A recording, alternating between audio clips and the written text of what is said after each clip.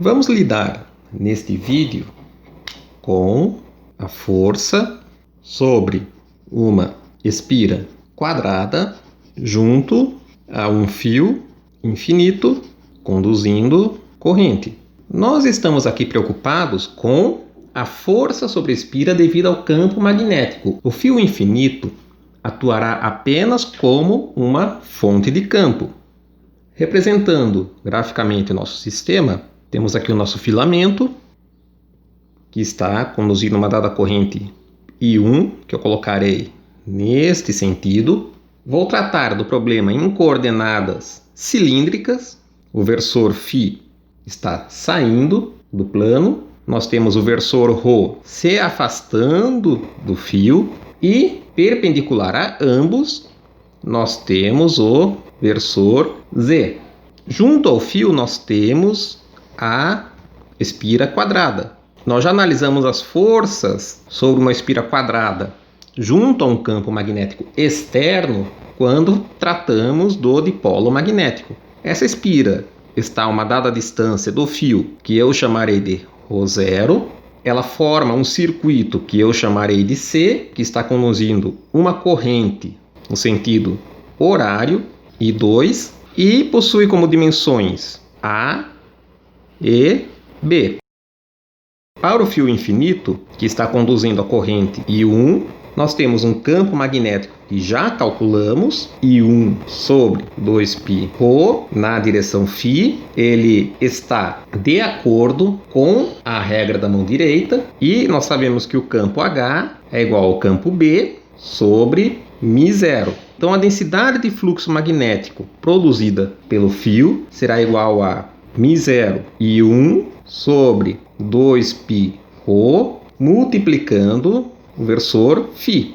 Sobre a espira quadrada, nós teremos atuando uma força magnética, que é dada pela integral ao longo de toda a nossa espira, que forma o circuito C, de sua corrente I2 dl, vetor B1, que é o campo magnético externo. Então, voltando à nossa espira, nós temos que o campo magnético B1, neste lado, está de acordo com a regra da mão direita, saindo do plano da espira.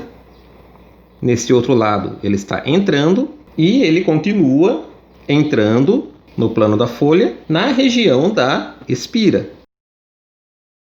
Aplicando a regra da mão direita para calcular a força que cada lado da espira experimentará, chamarei este lado de 1, este lado de 2, este aqui de 3 e este de 4. Teremos que o lado 1 experimentará uma força atraindo-o para o filamento. O lado 2 experimentará uma força neste sentido.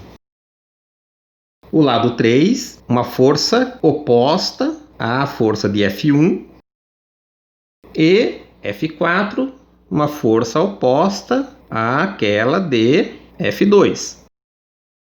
Como os fios são homogêneos, nós vamos aplicar as forças no meio dos fios, que é onde se localiza o seu centro de massa. E, da mesma forma, a resultante sobre a espira será aplicada em seu centro, porque é onde se localiza o seu centro de massa. Assim, substituindo B1 na nossa expressão para Fm, nós teremos que força magnética será dada pela integral ao longo da espira, C, da corrente que a espira conduz, I2, dl, vetor μ0 I1 sobre 2πρ na direção φ, que nos fornece, então, colocando os termos constantes para fora da integral, μ0, I1 e 2 sobre 2π, integral ao longo de C, de dl, vetor φ sobre ρ.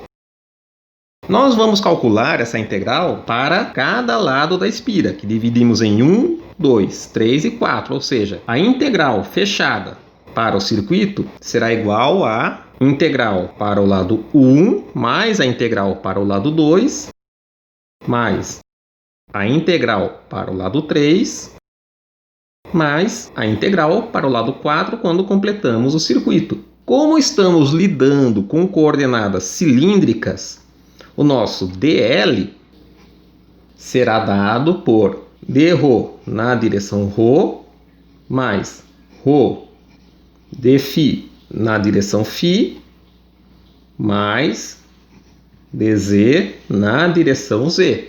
Vamos calcular a força para cada lado, então. No lado 1, que é este paralelo e mais próximo à espira, nós temos uma variação apenas de z. Então, o nosso dl será simplesmente dz multiplicando z. Com isso, dl vetor φ será igual a menos dz na direção ρ, onde não podemos perceber o produto vetorial no sistema de versores que eu representei aqui. Então, nós temos que a integral no lado 1 de dl vetor φ sobre ρ vai ser igual a... Temos aqui o menos do produto vetorial. O nosso ρ, a nossa distância, é constante e igual a ρ0. Então, temos menos 1 sobre ρ0, temos o nosso versor ρ e vamos integrar, então, em dz. E estamos integrando, começando daqui, de 0 até b, que é o comprimento da espira, que nos fornecerá simplesmente menos b sobre ρ0 na direção ρ. Portanto, a força sobre o primeiro lado da espira será igual a menos μ0 I1 I2 b sobre 2π ρ0 na direção ρ. Como previsto, o ρ está neste sentido. A nossa força está apontando na direção contrária a ρ. Nós vamos fazer a mesma coisa para o lado 2. Neste caso, o nosso dl, nós estamos variando o ρ apenas e deixando o φ e z constantes, então será dρ ao longo de ρ, que nos fornecerá então um dl vetor φ igual a 1 dρ na direção z.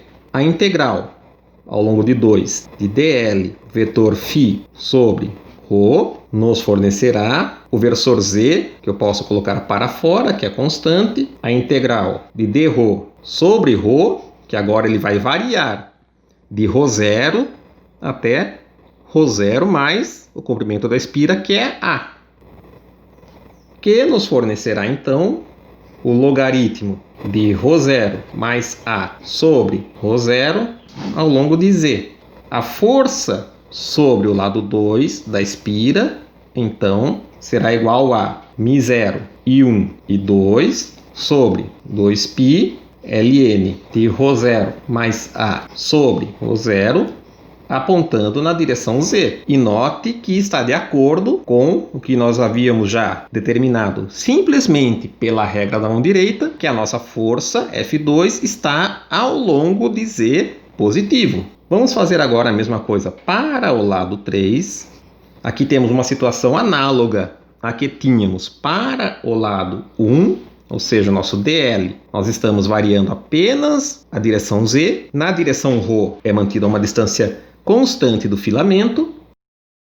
Assim, o produto vetorial de dl com φ, mais uma vez, nos fornecerá menos dz ao longo de ρ. A integral ao longo do lado 3 do produto vetorial de dl com φ sobre ρ nos fornecerá, então, sinal negativo, menos o versor ρ. O ρ é constante e ele vale ρ0 mais a. E vamos integrar de... Estamos agora no lado b, colocamos a origem do sistema de coordenadas neste ponto, então ele vai de b até 0, ao longo de dz, que nos fornece, então, b sobre ρ0 mais a, que multiplica ρ. A nossa força neste lado, então, será dada por μ0, que multiplica I1 e 2 sobre 2π, b sobre ρ0 mais a ao longo de ρ. E veja que a nossa força, de fato, está na direção ρ positiva, como havíamos concluído pela regra da mão direita. Resta o último lado para fechar o circuito, o lado 4. Mais uma vez, eu vou variar o ρ e manter o z constante, ou seja, meu dl será simplesmente dρ ao longo de ρ.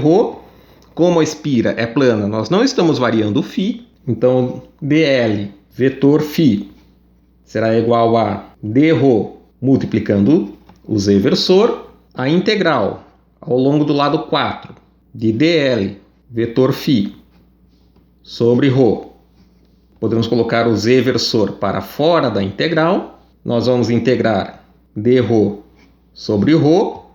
O ρ está começando em ρ0 mais a e termina em ρ0, que nos fornecerá o logaritmo natural de ρ0 sobre ρ0 mais a na direção z. Então, nosso F4 será dado por μ0, I1 e 2 sobre 2π, ln de ρ0 sobre ρ0 mais a ao longo de z, porém, isto corresponde ao negativo de F2, porque eu posso inverter, fazer o ln de ρ0 mais a sobre ρ0, trocando o sinal do logaritmo.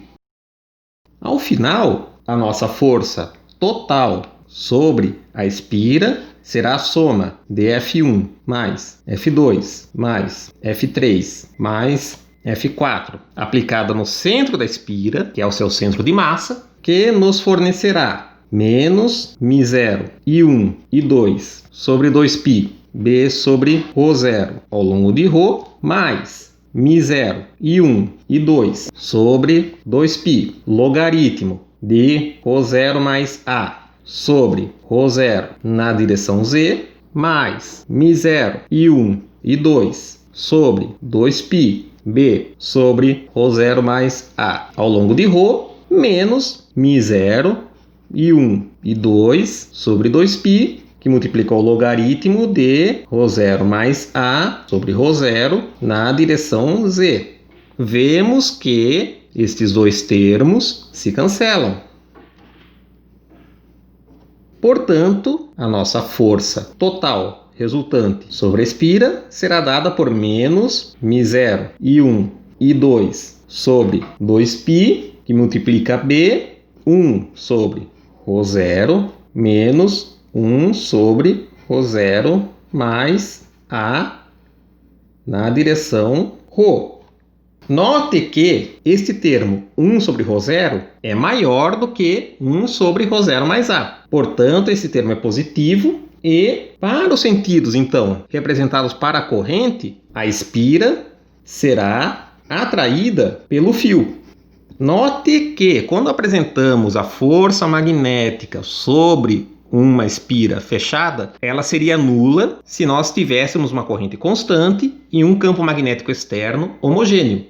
Não é a situação que nós temos aqui. De fato, nós temos a espira conduzindo uma corrente constante, porém o campo magnético a qual ela está submetida, que é o campo do fio, não é constante. Ele varia com a distância até o fio. Por isso que nós temos uma força total magnética resultante não nula.